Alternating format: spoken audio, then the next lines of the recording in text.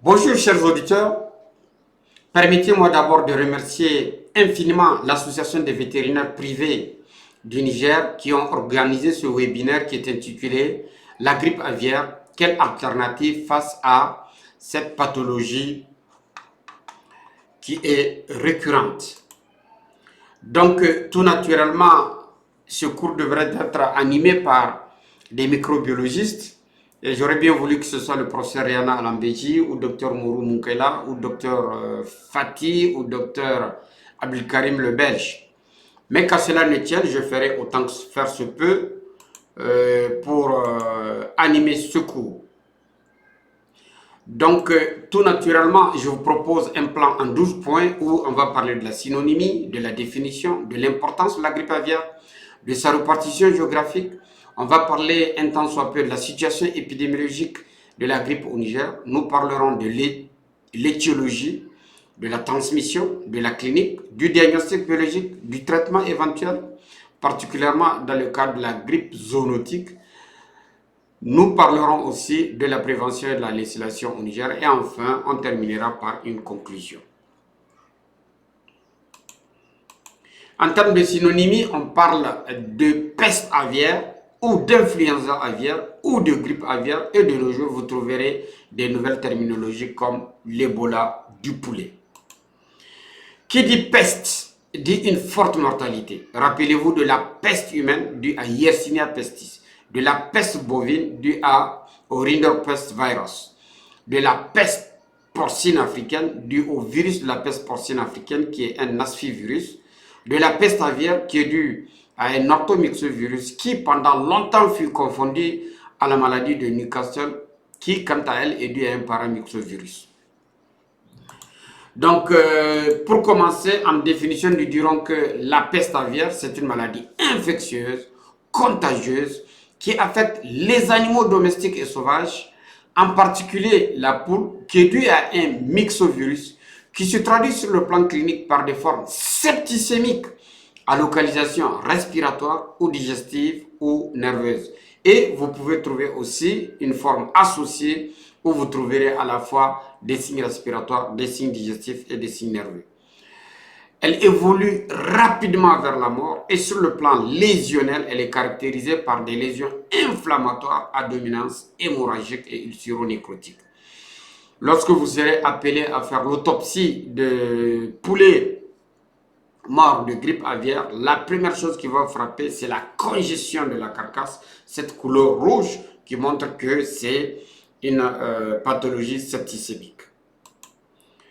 On va commencer tout naturellement à parler de l'importance de cette pathologie. La première importance, c'est une importance économique. En effet, comme je le disais dans l'introduction, la peste entraîne une forte mortalité pouvant aller de 90 à 100%. Donc, le premier facteur en termes de l'importance économique, ce sont les pertes directes dues à la mortalité. Mais au-delà de la mortalité, il y a aussi la chute de la ponte, particulièrement dans le cadre de l'élevage du poulet de chair et aussi la forte contagiosité qui fait que cette maladie est vraiment une catastrophe. Pour illustrer cette perte économique, il faudrait dire que 2,5 millions de volailles ont été abattues en France en 2017, occasionnant 350 millions d'euros de dédommagement. En 2023, le Japon connut une épizootie de grippe aviaire avec plus de 10 millions de volailles abattues à la date du 10 janvier 2023. Donc cela montre vraiment l'importance économique de cette pathologie. Au-delà des pertes économiques directes, il y a des pertes économiques indirectes. C'est ainsi que la grippe aviaire constitue une entrave au commerce. Lorsque un pays perd son état indemne, eh bien ils n'ont plus de possibilité d'exportation des œufs, ils n'ont plus de possibilité d'exportation de la viande de poulet de chair, des poussins de jour.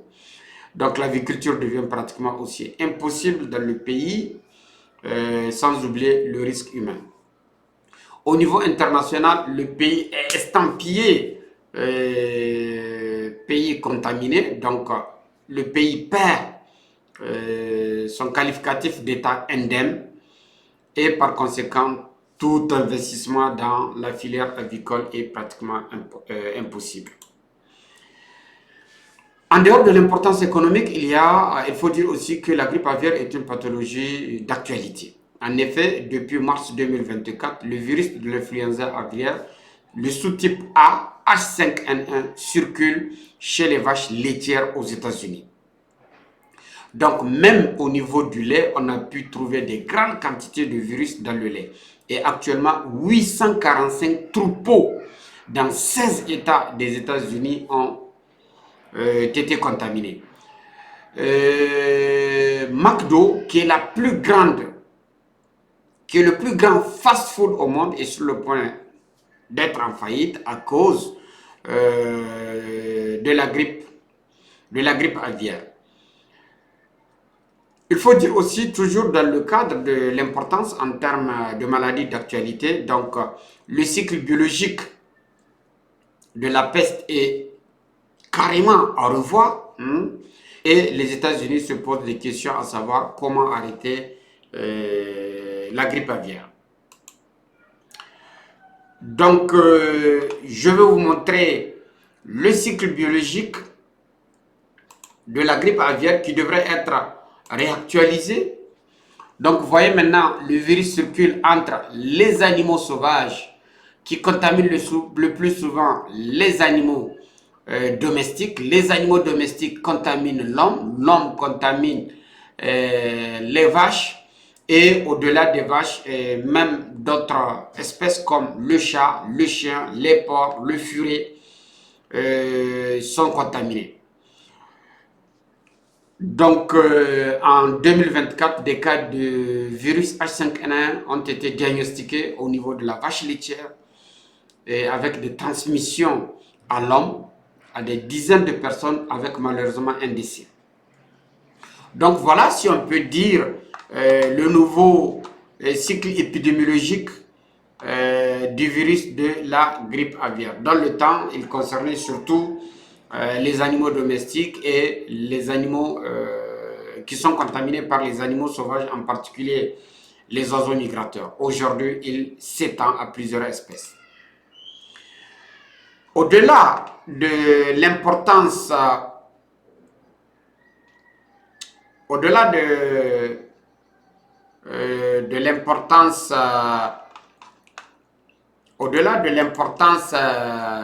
le fait que la grippe soit une maladie d'actualité, il faut dire aussi que il y a une importance hygiénique. En effet, la grippe aviaire peut être considérée aujourd'hui comme une zoonose émergente extensive, car de plus en plus, on recense des cas de grippe humaine dus au virus de l'influenza aviaire. Donc, l'infection humaine par la souche de virus influenza aviaire d'origine animale est appelée la grippe zoonotique. En un mot, dès qu'on parle de grippe zoonotique, il s'agit de la zoonose due au virus de l'influenza aviaire. En termes d'historique, il faut dire que le virus H5N1 a été détecté pour la première fois en 1997 chez un patient humain de Hong Kong. Il faudrait dire aussi que la circulation du virus sous-type A H7N9 en Chine a été associée à plus de 1500 cas de grippe zoonotique. Et selon les données de l'Organisation mondiale de la santé, depuis 1997, 2723 cas de grippe zoonotique ont été rapportés et trois sous-types sont responsables de la majorité de ces cas chez les humains. Il s'agit du virus H7N9, le H5N1 et le H9N2.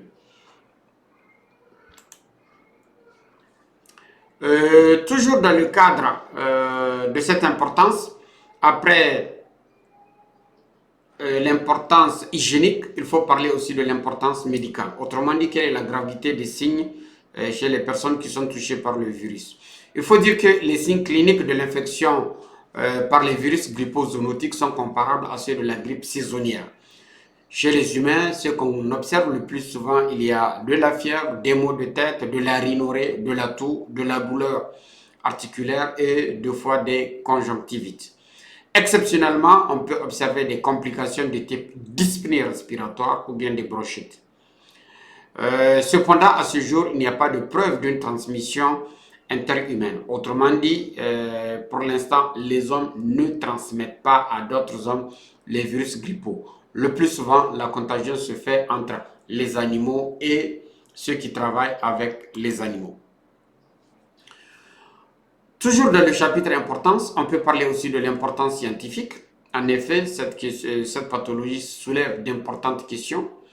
Les États-Unis viennent de lancer un vaste programme de recherche pour créer des poules sans récepteur du virus grippal.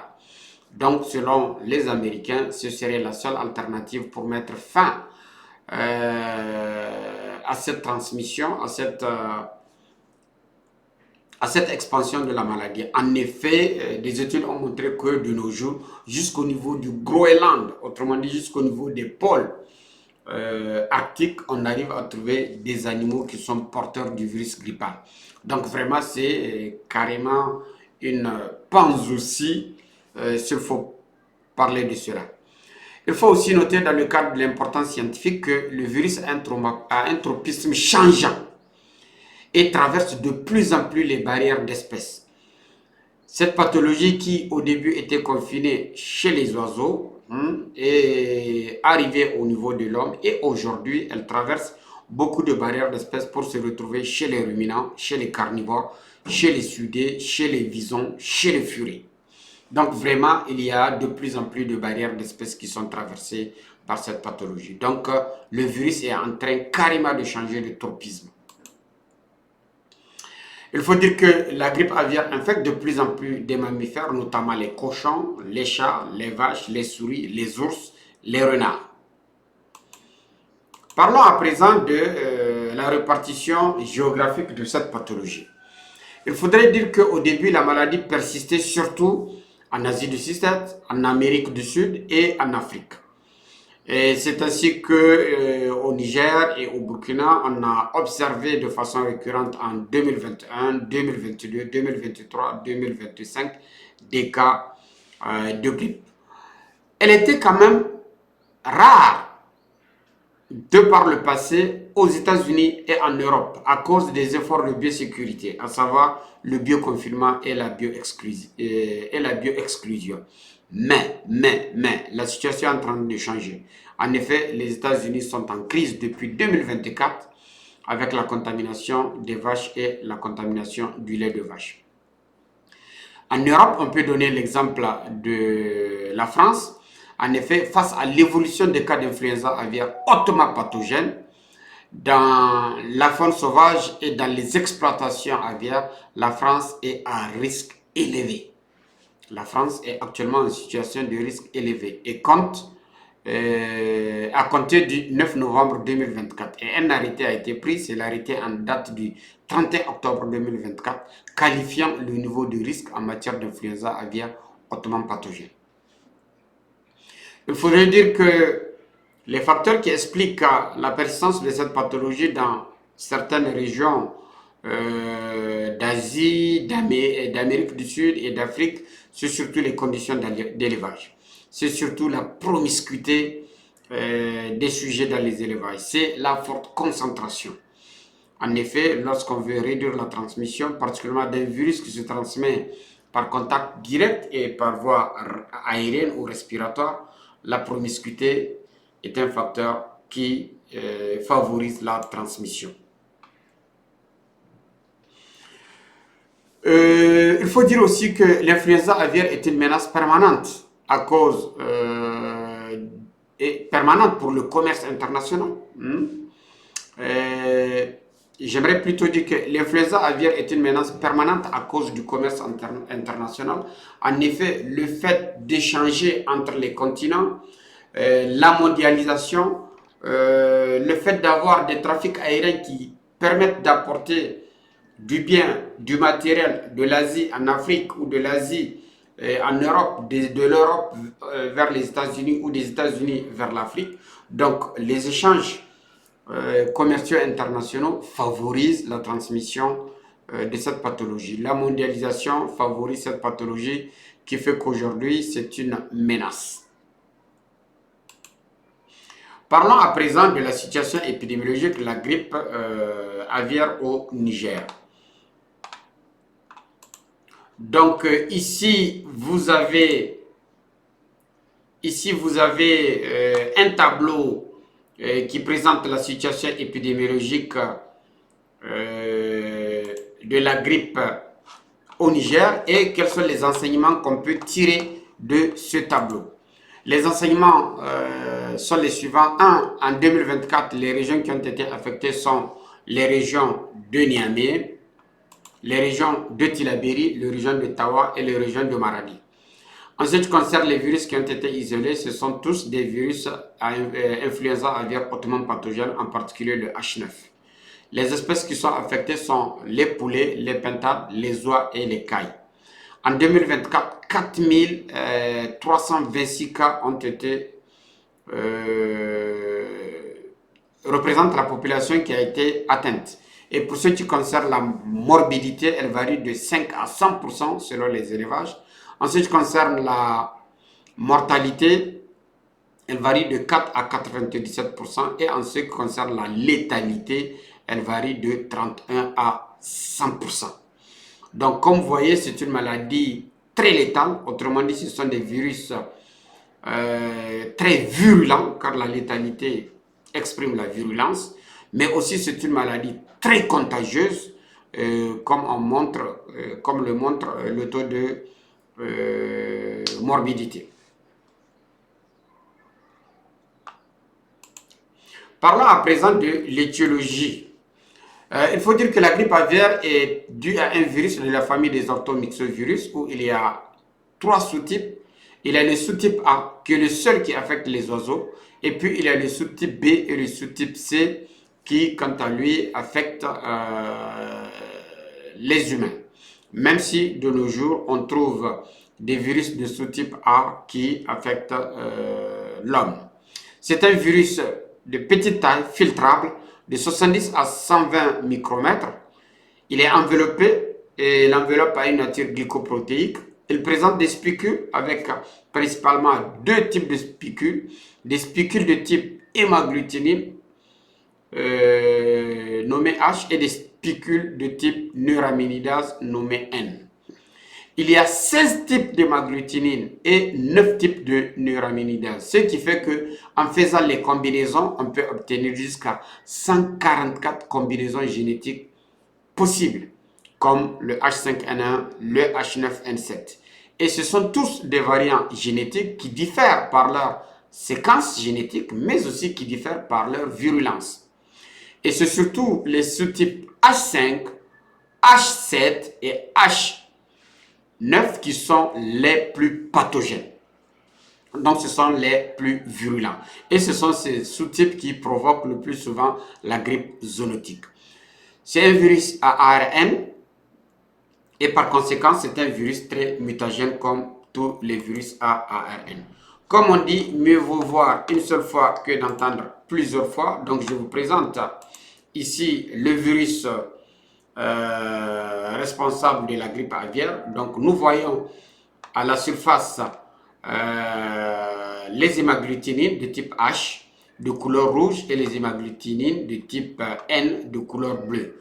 Nous voyons l'enveloppe de nature glycoprotéique et à l'intérieur, nous voyons le matériel génétique qui est protégé par une capside qui est de l'ARN.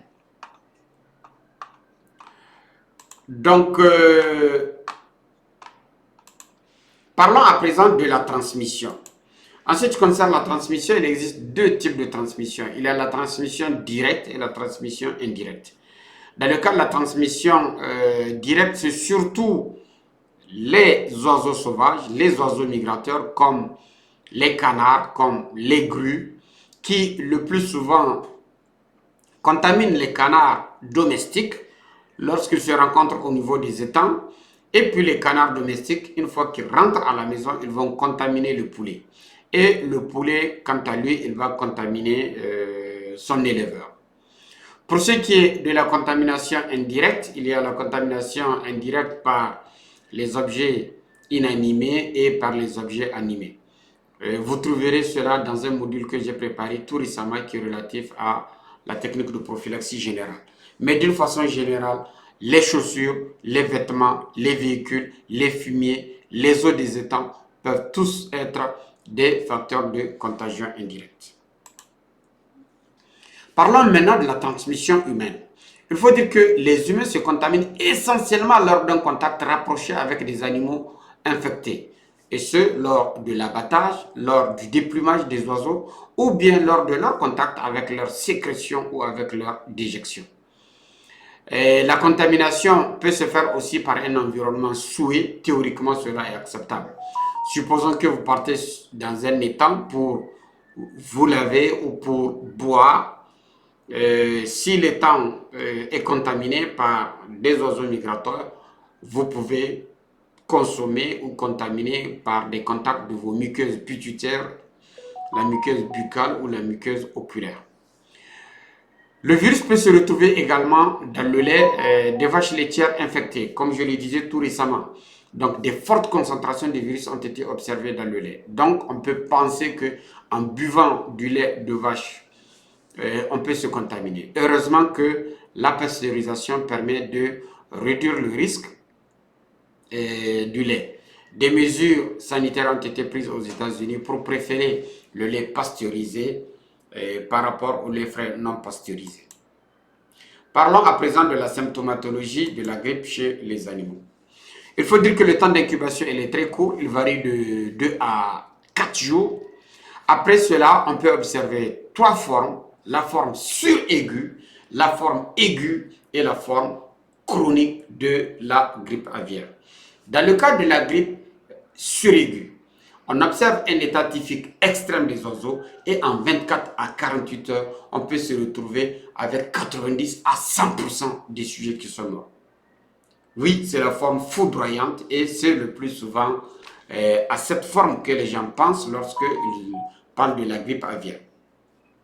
La deuxième forme, c'est la forme aiguë. Dans le cas de la forme aiguë, on observe une phase d'invasion avec une atteinte de l'état général. Les crêtes sont cyanosées, l'animal est en boule, il est ébouriffé.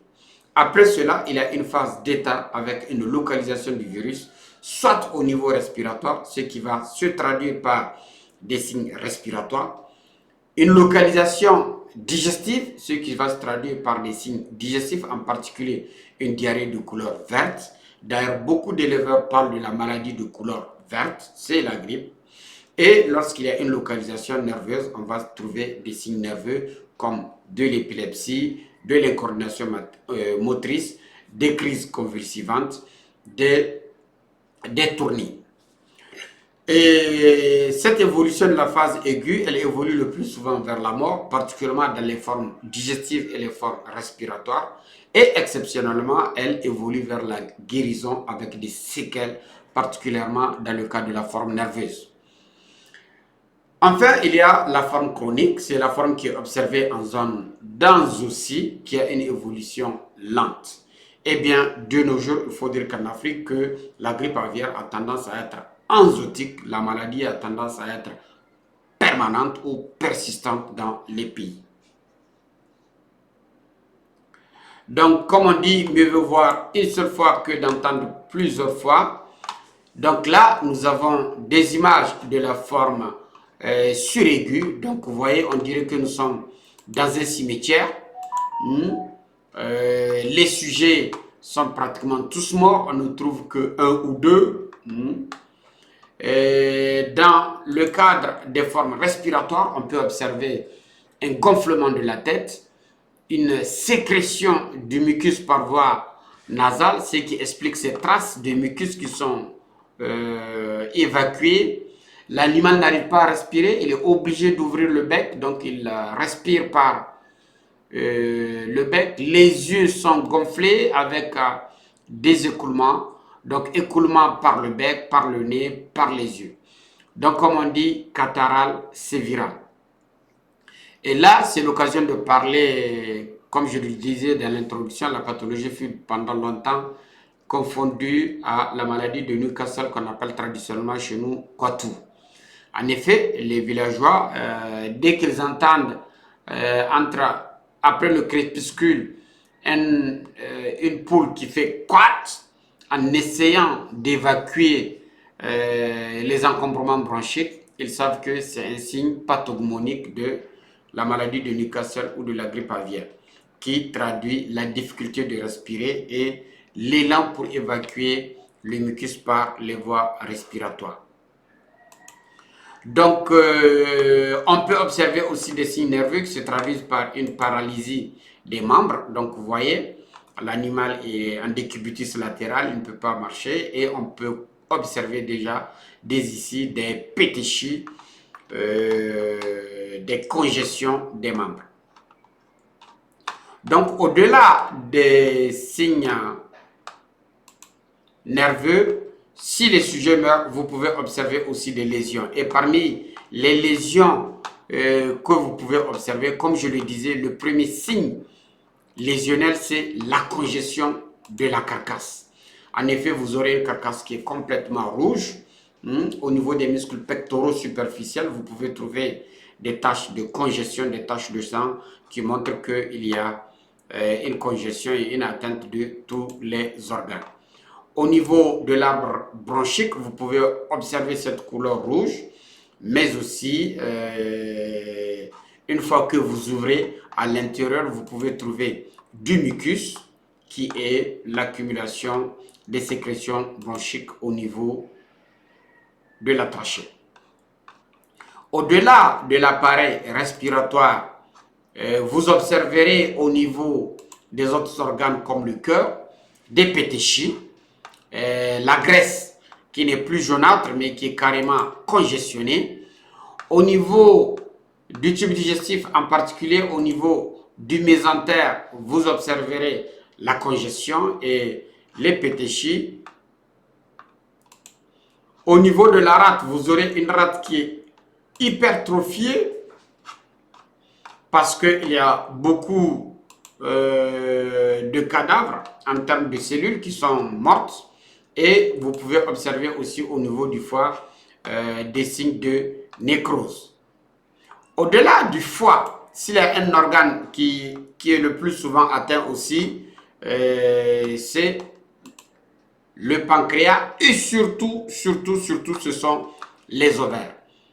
En effet, la grappe ovarienne devient carrément nécrotique, hémorragique. Et c'est pour cela que les sujets qui échappent de fois à la grippe aviaire, ils n'arrivent plus à pondre. Les éleveurs de pigeons, les colombophiles le savent très bien. Lorsque votre sujet a fait une grippe, 2 fois, il peut ne plus pondre des œufs. À présent, parlons du diagnostic. Il faut dire que le diagnostic, il est clinique, car il y a des signes qui sont pathognomoniques, mais aussi lésionnels. Sinon, on peut confirmer par la biologie moléculaire et on peut faire de la rétrotranscription polymérase chain reaction au niveau du laboratoire où l'ARN sera transformé en ADN et l'ADN va être amplifié par PCR. Pour ce qui est de la grippe enzootique, il y a des tests de diagnostic rapide qui peuvent être réalisés pour confirmer si le patient est atteint d'un virus grippal aviaire ou pas, ou du virus de la grippe saisonnière. Pour ce qui est du traitement, chez les animaux, il n'y a pas de traitement, car non seulement c'est une maladie virale, mais aussi et surtout c'est une maladie légalement contagieuse à déclaration obligatoire. Donc chez les oiseaux, pas de traitement. Par contre, chez les humains, il faut dire qu'il existe des antiviraux qui sont utilisés et qui sont efficaces. Il s'agit des antiviraux qui sont des inhibiteurs de la neuraminidase et des inhibiteurs de l'endonucléase. Parlons à présent de la prophylaxie. En ce qui concerne la prophylaxie, lorsque nous sommes dans une zone endème, cette zone endème, ça peut être un pays ou ça peut être une ferme. Donc, les mesures à mettre en place, c'est surtout les mesures de biosécurité. Autrement dit, les mesures de bio-exclusion et de bioconfinement. Il s'agit de prendre toutes les mesures pour empêcher l'introduction du virus dans le pays ou dans l'exploitation. On peut exiger aussi des certificats sanitaires qui prouvent que les sujets qui vont rentrer sont vaccinés ou qu'ils proviennent d'une zone indemne. Par contre, lorsque nous sommes dans une zone infectée, une ferme, les mesures à mettre en place sont les suivantes. Il s'agit, un, d'isoler la ferme. Deux, appliquer les mesures de stamping out contre tous les sujets malades, sensibles. Nettoyer et désinfecter la ferme. Et aussi, deux fois, indemniser les fermiers. Il faut dire aussi qu'il existe des vaccins sur le marché. C'est le vaccin, par exemple, NuFlu H5, H9 plutôt, de Cevac. Il y a aussi le vaccin allemand de Boehring.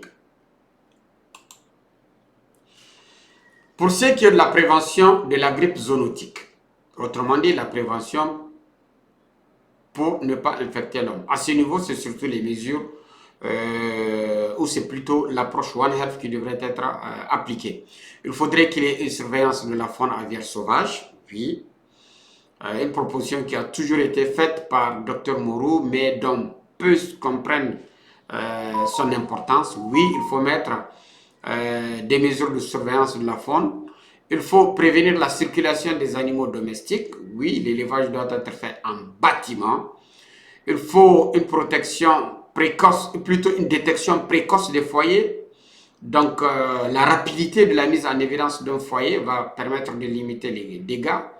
Et en cas de suspicion de cas de volaille domestique, il faut faire en sorte de ne pas exposer les fermiers. Il faut utiliser des épis, autrement dit du matériel de protection comme les masques, les lunettes, les gants, afin de ne pas se contaminer. Il faudrait aussi surveiller les agents qui travaillent dans la ferme. Si la ferme a été positive, on peut même vacciner ceux qui travaillent au niveau de ces fermes pour réduire cela.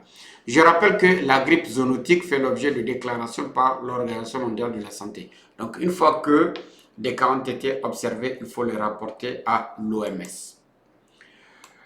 En ce qui concerne la législation, je laisserai cela plutôt sous forme de questions afin de susciter le débat en disant quelle est la législation existante au Niger, quelles sont les propositions que le ministère de l'Agriculture et de l'Élevage fait aux fermiers qui ont observé des cas de grippe dans leur ferme, comment protéger les éleveurs sur le plan économique et quel est le rôle de l'assurance pour protéger et ne pas décourager l'aviculture au Niger. En conclusion, je dirais que la grippe aviaire est une maladie infectieuse, très contagieuse, avec un fort impact économique. Et c'est une zoonose émergente extensive. L'évolution du virus et la transmission interhumaine constituent une préoccupation majeure de l'Organisation mondiale de la santé. Et imaginez qu'il y ait une recombinaison génétique entre le virus grippal humain et le virus aviaire, avec réassortiment de virus mutants qui peuvent être plus virulents, mais aussi avec un mode de transmission aérienne, comme dans le cadre du SARS-CoV-2, cela peut constituer une menace majeure pour l'humanité. Eh bien, cela rappelle la grippe pandémique qui a fait malheureusement 25 millions de morts. Et c'est ce que craint l'Organisation mondiale de la santé. Eh bien, cette conférence a été préparée en se référant à des sources telles que les sources de la FAO, les sources de l'Organisation mondiale de la santé et les sources du CDC Atlanta. Je laisse ces sources à votre disposition afin que vous puissiez retrouver les documents qui ont permis de faire cette call-conf. Donc voilà, nous sommes au terme de cette conférence que j'ai voulu reproduire pour ceux qui n'ont pas eu l'opportunité de participer en ligne. Au cours de cette conférence, d'importantes questions ont été posées auxquelles nous nous sommes adonnés tous à répondre. La première question a été posée par Dr Hamahama qui voulait savoir s'il y a des signes cliniques chez les ruminants, en particulier chez la vache, ou si la vache constitue un réservoir. Personnellement, je n'ai pas pu documenter cette question, mais heureusement qu'il y avait le professeur Adakal Hassan qui a participé tout récemment à une conférence internationale sur la grippe Et effectivement, il a pu répondre à des questions en disant que pour l'instant, il n'y a pas de signes cliniques majeurs chez les ruminants. Quand bien même il serait des signes respiratoires minimes. Mais toutefois, on arrive à mettre en évidence le virus et en particulier en de très fortes concentrations dans le lait, ce qui constitue une source de contagion. Et heureusement qu'il y a la pasteurisation qui permet de réduire l'infection ou la contamination du lait. Dr Diofo a posé une question qui était relative au test de diagnostic rapide, s'il existe pour la mise en évidence de la grippe aviaire chez les animaux. Je lui ai répondu en disant que le test existe, mais ce test est utilisé surtout dans le cadre de la grippe zoonotique. Autrement dit, c'est pour mettre en évidence la maladie chez l'humain. Chez les animaux, je ne sais pas s'il existe ce test, mais d'une façon générale, on utilise la RT-PCR pour la mise en évidence du virus chez les animaux. Il a aussi posé une question qui était relative à la législation. Et là, c'est Dr Nana Hashimou qui a répondu à cette question en disant que oui, au niveau du ministère de l'Agriculture et de l'Élevage, le cadre existe, la législation existe. Et les éleveurs sont payés proportionnellement aux dommages qu'ils ont subis. Docteur Gilvias a renchéri en disant que là où le bas blesse, c'est que les éleveurs se plaignent en disant que le dédommagement qu'ils reçoivent n'est pas à la hauteur des pertes et c'est pour cela qu'ils ont tendance à ne pas déclarer quand ils ont des épidémies parce qu'ils ne sont pas dédommagés ou du moins même s'ils le sont, c'est de façon mitigée. Au-delà de cela, d'autres questions ont été posées par d'autres intervenants. Je n'ai pas su garder toutes les questions qui ont été posées, mais je pense que ce sont les questions les plus importantes. Dr Nana avait posé aussi une question très très importante, à savoir, dans le cadre des animaux qui sont contaminés, en particulier les ruminants, eh bien, qu'est-ce qu'on a fait? Est-ce qu'on les traite ou bien est-ce qu'on en fait un stamping out? À ce niveau aussi, dans ma lecture, je n'ai pas su rencontrer la question pour savoir si tous les animaux contaminés au niveau de tous ces États des États-Unis vont faire l'objet d'un stamping out ou pas. Ou bien, comme il n'y a pas de signe clinique majeur, on va les traiter. Donc, je pense que c'est une question qui reste en suspens et qu'il va falloir continuer à documenter. Mais ça m'étonnerait s'il n'y a pas de signe clinique qu'on puisse les abattre tous. Dr Diofo a posé la question aussi si il y a des virus qui sont virulents ou des virus qui ne sont pas virulents. Eh bien, j'avais répondu que comme dans le cadre de la maladie de Newcastle, il y a des virus qui sont très virulents, qu'on appelle des virus vélogènes. Il y a ceux qui sont moyennement virulents qu'on appelle mésogènes et des virus qui sont faiblement virulents qu'on appelle lentogènes. Parmi les virus virulents, il y a les virus de l'influenza aviaire hautement pathogènes, dont le H5, le H7 et le H9, ce qui leur a valu d'ailleurs le nom de virus de l'influenza aviaire hautement pathogène. Et ce sont eux qui sont responsables non seulement de la forme suraiguë de la maladie où il y a une forte mortalité, mais aussi ceux qui sont responsables de la grippe zoonotique, autrement dit de la contamination chez l'humain. Donc voilà, chers collaborateurs, ce que nous avons pu faire lors de cette conférence. Donc je terminerai en remerciant infiniment l'association des vétérinaires privés qui a bien voulu organiser cela. J'ai oublié l'intervention de Dr Isma, le président de l'ordre des vétérinaires du Sénégal, qui a aussi participé en disant que pendant longtemps on a confondu la grippe aviaire à la maladie de Newcastle, si bien que les éleveurs disaient que ils sont surpris, ils ont vacciné, mais ils continuent à observer la maladie. Il a fallu une confirmation biologique pour se rendre compte qu'il ne s'agit pas du virus de la maladie de Newcastle, mais plutôt du virus de la maladie de la grippe aviaire. Ce qui fait que maintenant, ils ont compris où se trouve le problème. Le président de l'ordre a remercié le docteur Isma pour avoir participé, c'est le seul, en rappelant aussi que les confrères ont brillé par leur absence. On aurait bien voulu qu'il y ait des centaines, vu le nombre de personnes qu'il y a dans le groupe alumni, mais aussi dans le groupe des vétérinaires du Niger. Sur ce, je vous remercie et à la prochaine fois. Nous osons espérer que les conférences vont se multiplier et qu'on va déléguer des thèmes à d'autres et qu'on puisse reproduire cela, par exemple, une fois par mois, que chaque mois qu'il y ait une conférence. Et il y a beaucoup de sujets sur lesquels on peut parler.